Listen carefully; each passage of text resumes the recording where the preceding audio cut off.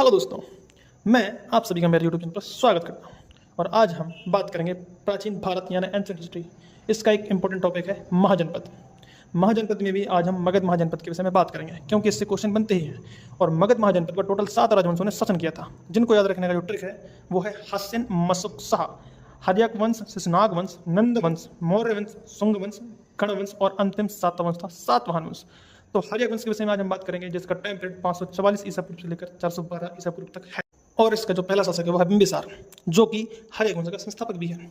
इसने मगध की राजधानी राजगृह यानी गिरिब्रज को बनाया था और इसने टोटल 52 वर्षों तक मगध पर शासन किया। बिंबिसार अपने राज्य का विस्तार विवाह के माध्यम से करता था और इसकी 4 पत्नियां थीं। पहली पत्नी महाकौशला, जो कि कौशल राज की पुत्री और प्रसेनजीत की बहन थी, तथा जो दूसरी पत्नी थी इसकी वह लिच्छवी नरेश चेतक की पुत्री राजकुमारी चेलना थी, जिनसे अजातशत्रु का जन्म हुआ था। बिंबिसार जैन तथा बौद्ध दोनों धर्मों के समकालीन था और इसके पिता का नाम भाटिया था।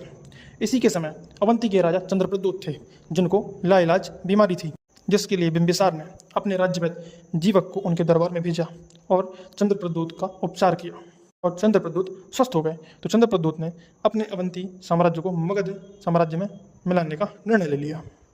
इसी समय बिंबिसार ने वैशाली पर आक्रमण किया, परंतु वह सफल नहीं हो पाया और अजातशत्रु के मन में राजा बनने की लालसा जागी। तो उसने अपने ही पिता बिंबिसार की हत्या कर दी और इस मगध की गद्दी पर बैठ गया।